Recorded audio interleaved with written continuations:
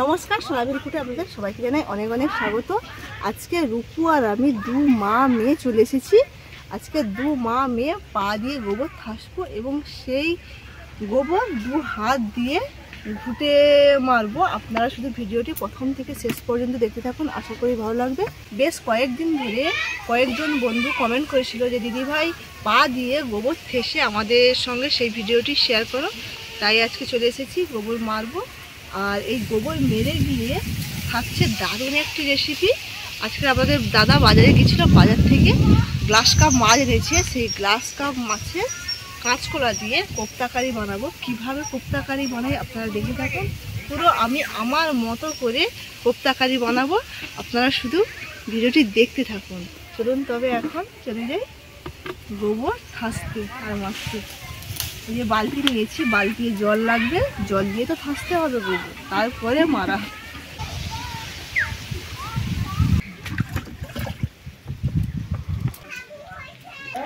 এই যে গোবর, গোবরে প্রথমে জল ঢালতে হবে।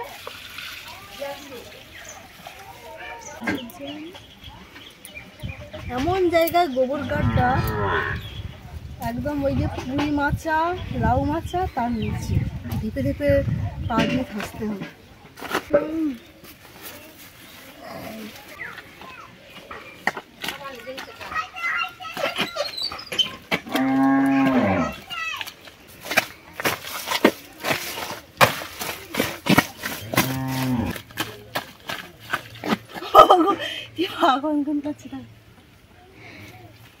সোজা হয়ে দাঁড়ানো যায়নি না, ওই জন্য এইগুলো ঠাসা হয়ে গেছে।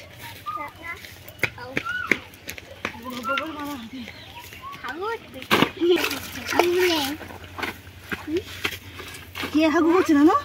এই যে এরা কে হাগু করছে? এরা কে হাগু করছে? গলু আমার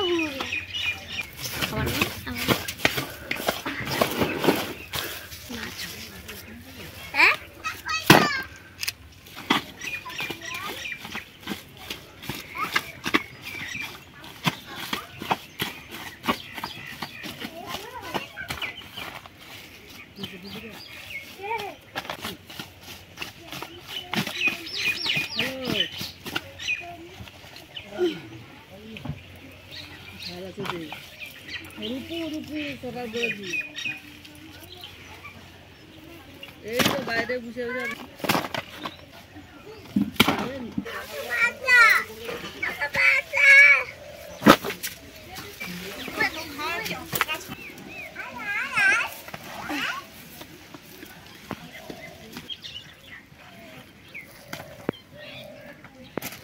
বসে পর।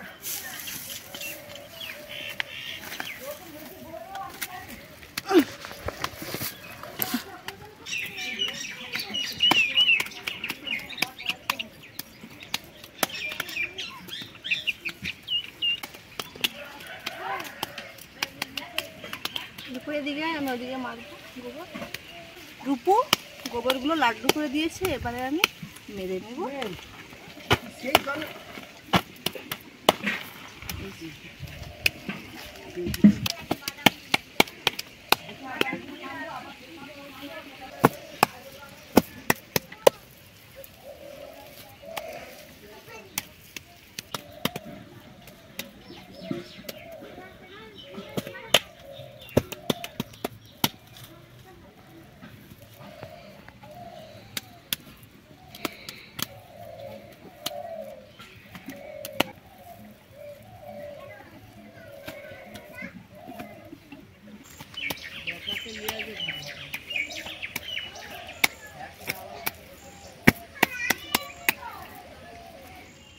গোবর মেরে চলে এসেছি, মাছ কাটবো।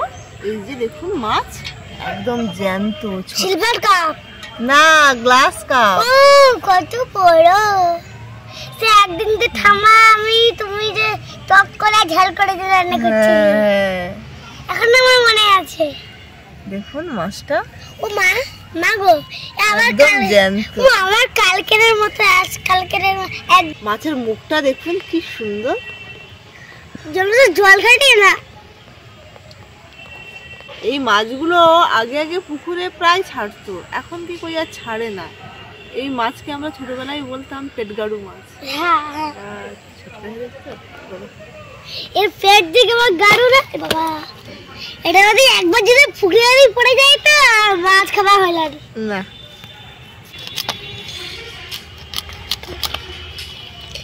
এর পেটে মনে ডিম হবে না, এর পেটে তেল। আর তেল দরকার নয়, তেলে তো হবে। এই তেলটা গুলিয়ে নিয়ে তেলটা শক্ত শক্ত হয়ে থাকে।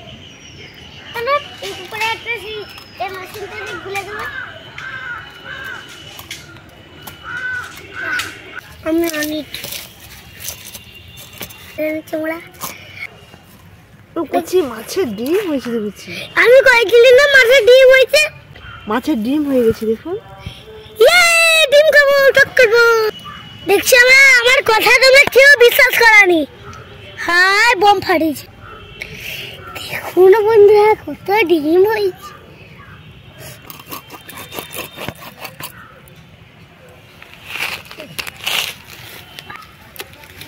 এবার বন্ধুরা হচ্ছে এবার কাটা মুড়ক।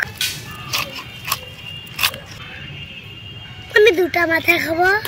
আজকে ভেবেছিলাম একটা রেসিপি বানাবো, কিন্তু মাছের পেটে ডিম বেরিয়েছে, তাই ভাবছি দুটো রেসিপি বানাবো। মাছের ডিম আর আমসি দিয়ে চাটনি বানাবো, আর এই যে মাছের কোপ্তাকারি, এই যে কাঁচকলা, আলু, টমেটো, পেঁয়াজ, কাঁচা লঙ্কা, আদা, ধনেপাতা, অনেক কিছু আছে, সব দেবো আর আপনাদেরকে বলবো। আপনারা শুধু দেখতে থাকুন কিভাবে এই কোপ্তাকারি বানাবো।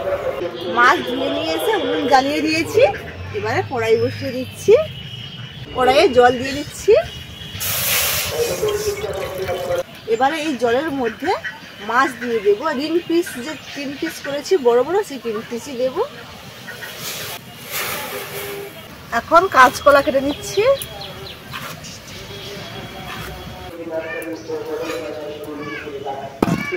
মাছগুলো সেদ্ধ হয়ে গেছে, তুলে নিচ্ছি। এবারে কাঁচকলা আলু সেদ্ধ করবো। বন্ধুরা আমাকে আজকে কেমন লাগছে বলুন তো। এটা আমি একলা সাজিনি, এটা আমার বাপি সাজিয়ে দিয়েছি। সেটা হলো কে জানেন? সেটা হলো আমার ক্যামেরাম্যান। কি সুন্দর ভাবে সাজিয়ে দিয়েছে। ও বাবা গো, কি পরি! টিপে টিপে টিপে টিপে ভালো করে আমার গুইয়ারা ভাত খাওয়ারে আমি বসেছি একদম। খেতে মজা করি।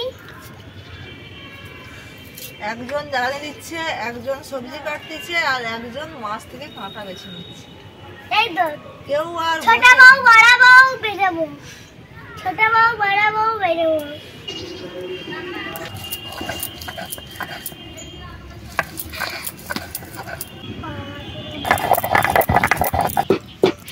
এবারে তুলে দিচ্ছি কলা এবং আলু। লাগিয়ে দিচ্ছি। এবারে কলা ছাড়িয়ে নেব। কলার কিন্তু খোসা ছাড়িয়ে দেবেন না, কলার খোসা ছাড়িয়ে দিলে কলাগুলো চপচপ করবে আর চিট ভাবটা আসবে না। আর উপরে যে মাছগুলো কাঁটা ছাড়িয়ে রেখেছে, এটা এখন মিক্সড করবে আলু। এবারে এর মধ্যে দিয়ে দিচ্ছি পেঁয়াজ কুচি, হলুদ গুঁড়া, লঙ্কা গুঁড়া, লবণ। এবারে ভালোভাবে মিক্সড করে দিতে হবে। বুক্সড করে দিতে হবে, বুক্সড।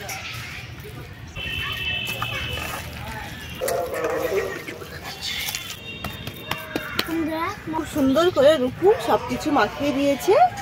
এবারে আমি এইগুলো কোপ্তার আকারে ভেজে নেব। দিয়ে দিচ্ছি কড়াইতে সরষের তেল। এখান থেকে ভালো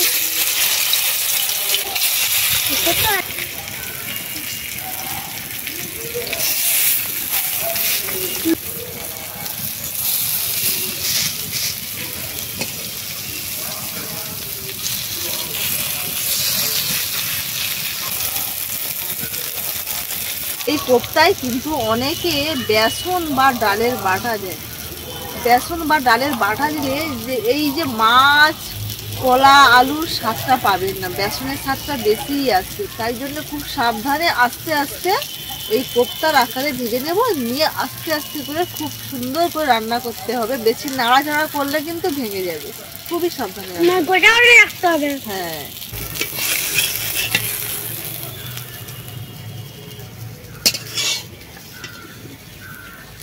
কোপ্তাগুলো সব ভাজা হয়ে গেছে, এবারে বানাবো কোপ্তা কারি। দিয়ে দিচ্ছি কড়াইতে আবারও সরষে তেল, ফোড়নে দিচ্ছি কালো জিরে, তেজপাতা, শুকনো গোটা লঙ্কা, পেঁয়াজ কুচি, এবারে দিচ্ছি টমেটো কুচি, স্বাদ মতো লবণ, আদা বাটা,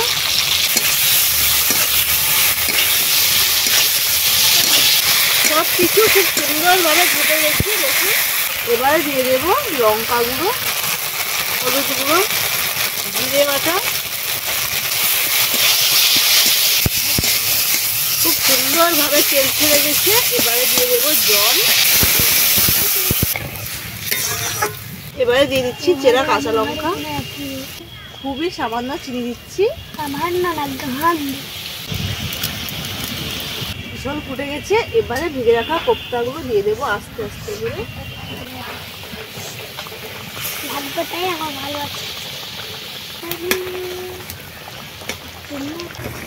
কোপ্তা কারি একেবারেই হয়ে এসছে, এবারে দেবো ধনেপাতা কুচি। কোপ্তা কারি রেসিপিটি একেবারেই হয়ে গেছে, এবার নামিয়ে নিচ্ছি। হয়েছে?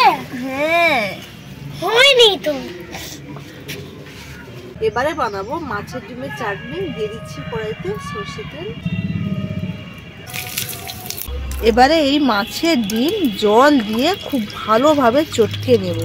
মাছের ডিমের চাটনি এইভাবে বানালে কিন্তু খেতে সব থাকতে ভালো লাগে।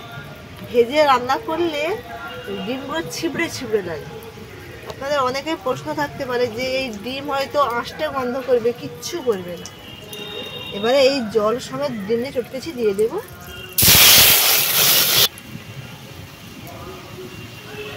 আমসি চটকানো জলটাও দিয়ে দিচ্ছি, হলুদ গুঁড়ো, আদা অল্প করে, চাটনির ঝোল ফুটে গেছে, এবারে দিয়ে দেবো চিনি,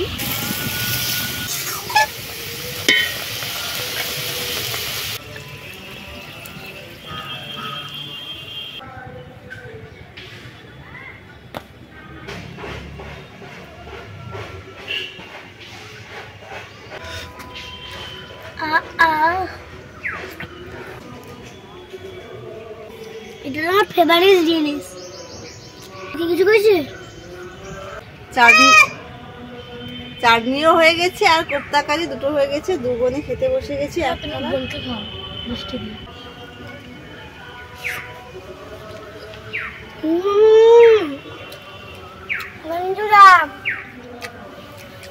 এত সুন্দর লাগছে তো আমার বলার মতো না, এত সুন্দর লাগছে।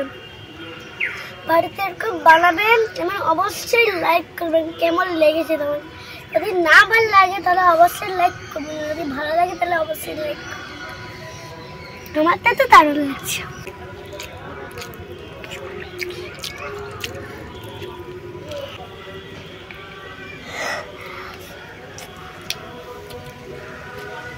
চাটনিটা খেতে একটু আরো ভালো লাগছে।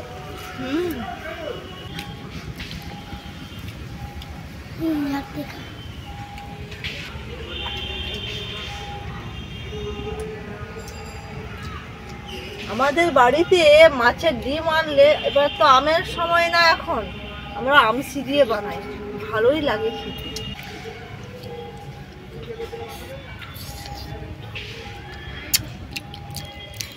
খাবি রে খাবি রে।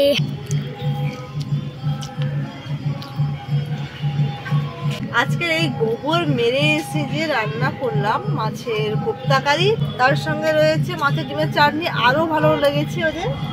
আপনারা বাড়িতে এইভাবে বানিয়ে খাবেন। ভালো লেগে থাকলে অবশ্যই অবশ্যই আমাদের চ্যানেলটিকে সাবস্ক্রাইব করবেন, আর রেসিপিটি ভালো লাগলে অবশ্যই একটু লাইক করে দেবেন। ভালো থাকবেন, সুস্থ থাকবেন, সাবধানে থাকবেন। টাটা বন্ধু, আইবা একদিন আইবা রে সেদিন আইসা বন্ধু ওনাকে দেখতে পাইবা না।